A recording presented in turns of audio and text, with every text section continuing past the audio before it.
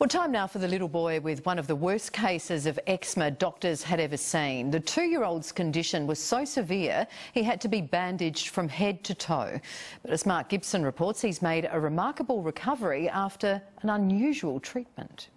All right, stop scratching. We very rarely even went out of the house. It's the common skin condition affecting 1 in 3 Australian children. It can be a very debilitating condition, eczema. Little Van Brannigan's case was so severe he had to be covered in moisturiser and wrapped from head to toe in cotton bandages 4 times a day. There you go. Oh no, nearly done. He wore mittens to stop him scratching and had many visits to hospital. We had boxes and boxes and boxes of creams, oral medications, prescription medications that just were not doing anything for Van. The family went from doctor to doctor until Kate heard about hydrotherapy treatment at the Vann clinic in France. I remember saying to my husband, this is a dream, we've got to get Van there. The treatment uses water from a local spring said to have healing properties, but the trip was out of the family's budget. We had massive support from strangers, our friends and families, local people from our communities.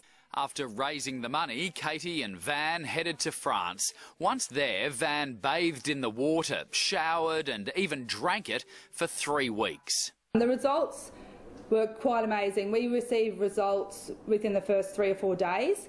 The second week was a bit tougher, and then by the 3rd week, when we were leaving France, we brought home a little boy that was eczema-free. Van still has some eczema on his face, but nothing like it was before. It doesn't even bother him, doesn't bother us. Van has also found relief in a goat milk soap and shampoo called Billie goat soap. When we used other soaps that we did try, they were very drying.